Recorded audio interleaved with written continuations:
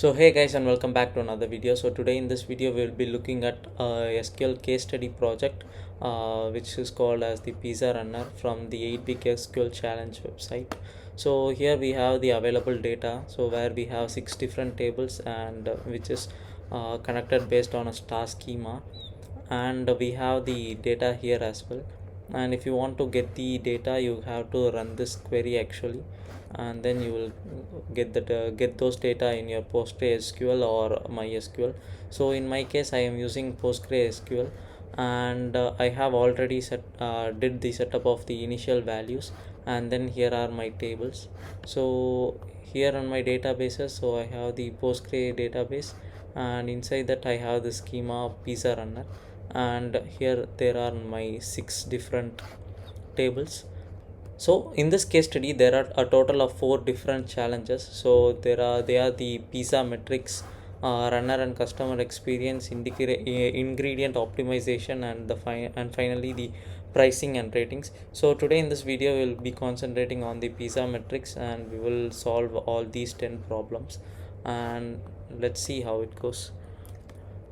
Now our first question is, how many pizzas were ordered? So this question can be found answered through the first table. So actually, if you want to know more about the tables, you can actually visit this website, and you can get to know more about the data. So the first thing is, we will select the count of all the columns. So that's how we will know how many pizzas were ordered. And from the customers, actually it's customer orders, and now when we run this, it's successfully run. And let's bring this up and see, we got it as 14. So we can use the alias as number of pizzas ordered, and then we'll move on to the second question. So how many unique customer orders were made? So now let's just check our data. So here we have the customer ID column, so we need the unique customer, so we'll use the distinct clause here. So let's select count, where we'll use the distinct of I will use my customer ID column. So customer ID from my customer orders table. So now when we run this, we got it as 5. So we will use the alias as unique customers. Yeah, then we'll move on to the third question. So how many successful orders were delivered by each runner? So with this information, we can start querying our data. So the first thing is, we should check whether the value is not null from the pickup time. Then we need to group by our runner ID column, and then we should count the total number of orders. So the first thing is, I will select let's say, just for now, for the namesake, star from my runner orders table. So when I use this function, I will get this table, and from this I need to select the pickup time, where pickup time is not null. And then from this I need to get the runner ID, and then the count of is the order ID. So with this we can know how many successful orders were placed, and we will name it as successful orders, and we should also group it by by the runner id. And now when we run this, we can see that the runner id 3, that guy has successfully completed 2 orders, number 2 has completed 4 and 1 has completed 4. And now we will check out how many of each type of pizza was delivered. So for this question, so we need to get the help of our customer orders table as well. So now just let me run this query. When I run this query, so I am getting the order id here, and then here they have asked for each type of pizza was delivered. So I need to find whether the pizza was delivered or not as well. So for that we can use our runner orders table.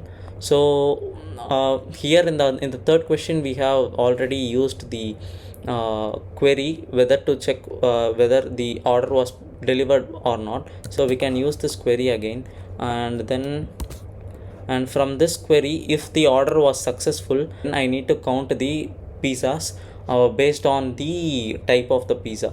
So let's say I am giving this as with operator with, let's say, delivered as I am using this in a function. Then I should select what should I select? So I need to get the pizza id, and I need to get the count of pizza id. I need to get the count the pizza id from my customer orders table as co, because I am using the alias co, because now I will join this table, I mean the customer orders table, to our CTE table delivered. So I will join, actually I will do a left join here. So that's why I need most of the records from my customer orders. So I will left join delivered on I will give the alias as d on my co dot order id, and then my d dot order id.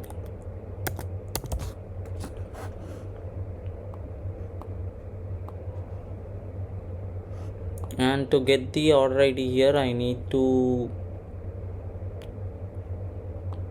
I should not use the count here. So yeah, and now it's fine. And after joining this table,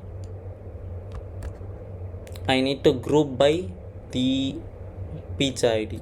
So I will group by pizza id. And now when I run this, we got an error. Yeah, so here we should not use our group by function, because we just copied from there, right? So and then if we remove this, and now when we run this query, yeah, we are good to go, and we got 4 and 10. But we should know whether what type of pizza it is. So we will also get the pizza id from here. So pizza id, and it will be from co, our customer orders. And when we run this, yeah, now we got our result. And here we can see that pizza id 2 was sold for, was delivered 4 times. So we will alias this as total deliveries, and then we'll keep this as pizza id. And then when we run this, so pizza id 2 has a total for 4 pizza total deliveries, and pizza id 1 has 10 deliveries. Now we will see how many vegetarian and meat lovers were ordered by each customer. So this can be taken from our pizza names table. So when we run the pizza names table, the pizza id 1 is called the meat lovers and pizza id 2 is vegetarian. So based on that, we can get the vegetarian and meat lovers. So let's see how we can query this. So the first thing we should do here is we should get the customer ID and the pizza name. So for that we will select the customer ID, so which is customer underscore ID, and then the pizza name from. So actually customer ID pizza name is not present in our pizza names table, so we will join that. So customer orders, I will do this as CO, so this will become CO dot customer ID then, and after that we will join it. So I will join this based on my pizza ID. So join what's this table called, pizza names. So I will copy this.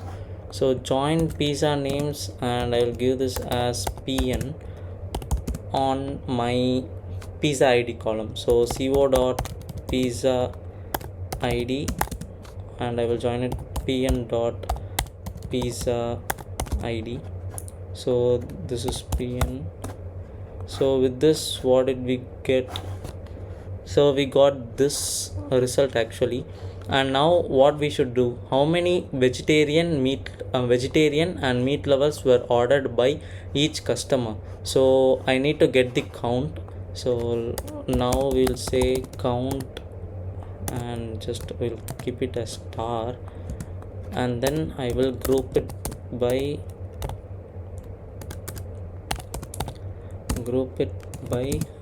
so firstly I will group them by the meat lovers, I mean the pizza name, and then I will group it by the customer ID. So I will first group it by 2 and then 1, and when we run it, yeah, we got the result. So customer ID 1 has ordered vegetarian pizza once, and also we can just simply order it. So order it by, I'll order it by 1, and then I will alias this as order count.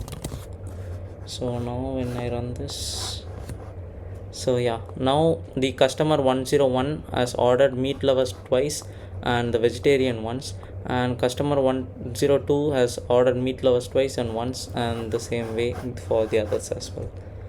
So now we have completed 5 questions, and the sixth one is, what was the maximum number of pizzas delivered in a single time, so in a single order. So we can do this by again taking our runner orders column. So with the help of our runner orders, we can check whether the order was successfully delivered or not, and then we will query this with our customer orders table, and then based on the order ID, if it matches, then we can then we can count the total number of pizzas that was ordered in that particular order ID, and then we will calculate I mean we will use the count variable, the count function is select the maximum number of pizzas, right? So we will select the count of the pizza ID, and then where from I will take this from the customer orders table, and then we also have to check whether the order is successfully delivered or not. So we should join the tables, both the tables, the runner orders and the customer ID. So join, so we have written this already, right? So I will left join, we this is for delivered, so left join my runner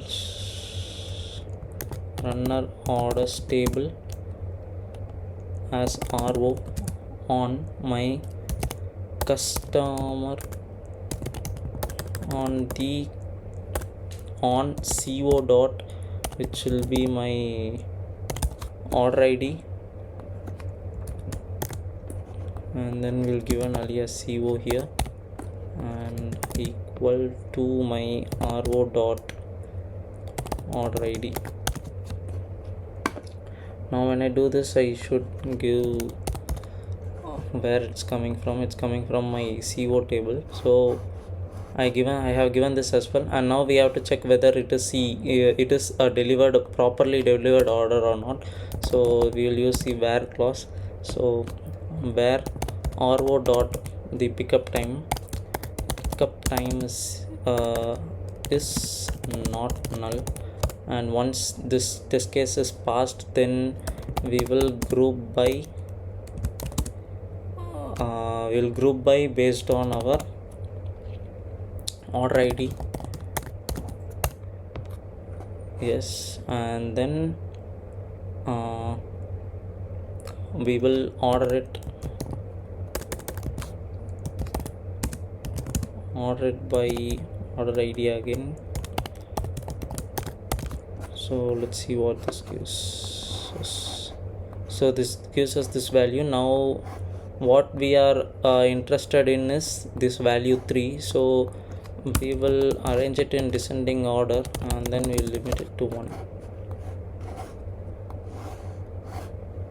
Oops, we should order it by our count, right? So we'll order it by 1 and descending order by 1. And when we do this,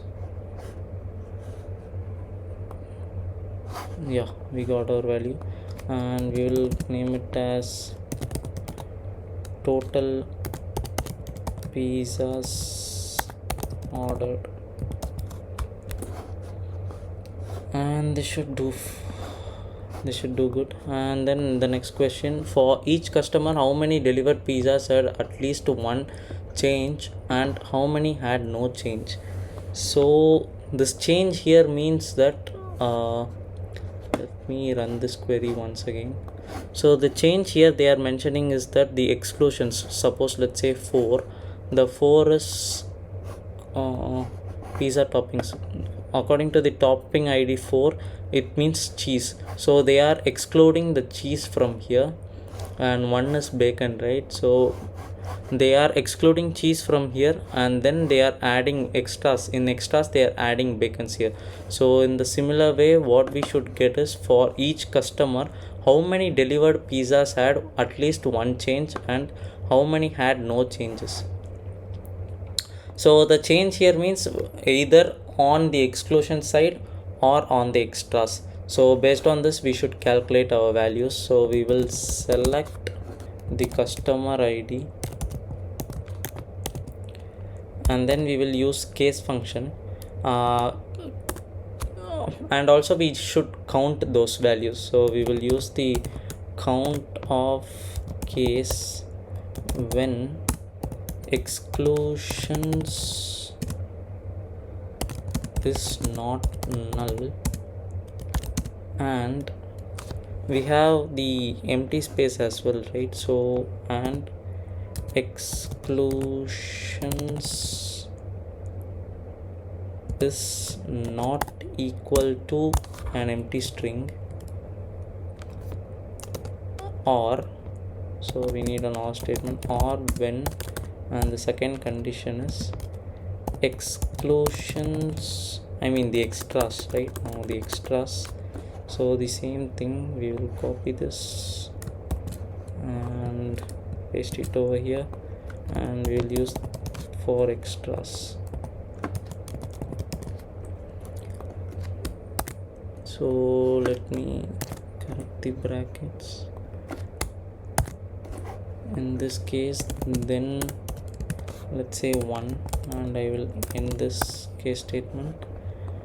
And so this is with this, this is with this, and this one is with this, and then I will use the alias as toppings changed, and this will give me the count of the pizzas where the toppings was changed. And then I will copy the same thing and then paste it here, and I will keep another variable called toppings unchanged, where the exclusions is null, and here it is null as well, and it's equal to the string. And the one thing to note here is we should use the AND operator here, and then I will get this from my customer orders table. And also they have mentioned that the how many pizzas were delivered, so which implies we need to check again whether the order id was delivered successfully or not. So because of that, I am taking this statements, copying this, and then we'll use co here and co dot over here and co dot, and the same goes for here as well.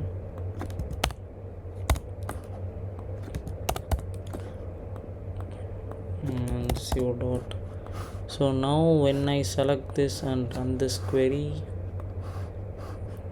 yeah, here we need to use a comma, and let's run this. Select customer ID. Oops, we need to use co dot, and yeah, then lastly we should group by co dot customer ID.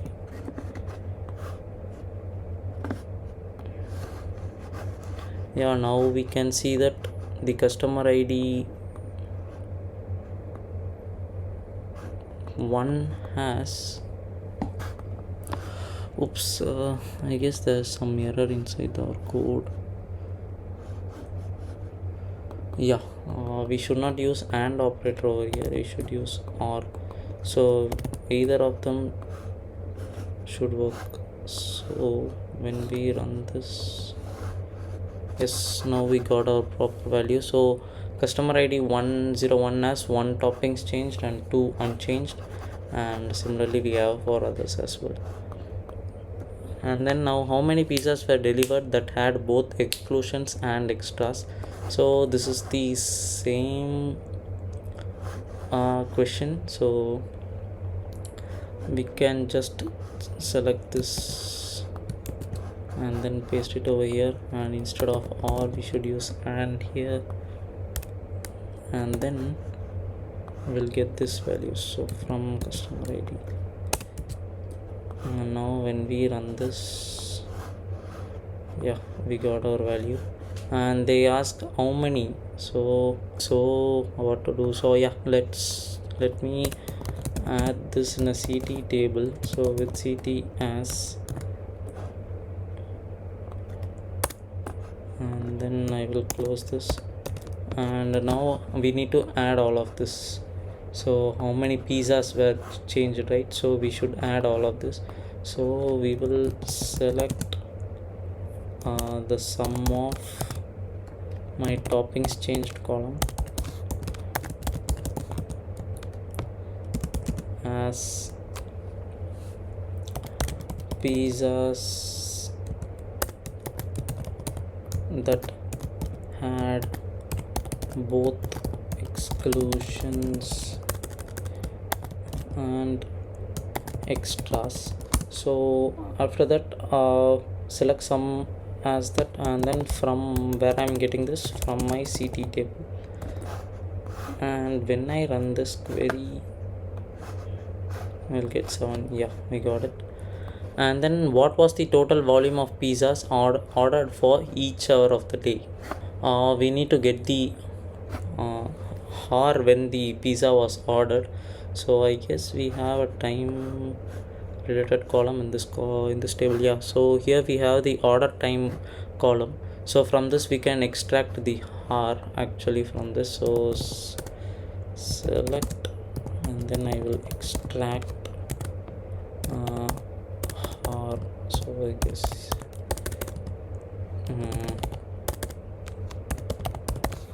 hour from my order time column. So I actually should use from order time as hour of the day, and then I should count the total number of pizzas, right? So I should count the total number of I need to count the total number of orders. So I will count the order ID from the customer ID column, and then I will check and then I should directly group by the hour. So group by 1, which is this one, and then I will order it by one as well. No, I think this should work. Let's see. No, there's an error. So customer ID does not exist. Sorry, it's customer orders. And now when we run this, yeah, we got it. So it's 11 at 11 o'clock we got one order, and at 6 o'clock we got 3, and 23 as 3. So what was the volume of orders for each day of the week? So for this we need to use the two character function. So I will select the two char function from the order time column, and I need it as the day, and I will name it as day of the week, and then I will count the total order ID. So it's order ID from the customer orders where, so it's where, so there is no need of where clause here. So we should just what should we do? We should just group by we should just group by for a second. Let's run this query once. Two car does not. Okay, so yeah. Oh, so we should group by first, so I will just group by 1, and then let's run it. So yeah, now we got it. Saturday 5, Thursday 3, Friday 1, and Wednesday 5. So yeah, with this we have completed all the 10 questions of the key metrics part, which is given in this website. So it's the Piizza metrics part. So in the next video we will look at the runner and customer experience. So thanks for watching, and have a nice day.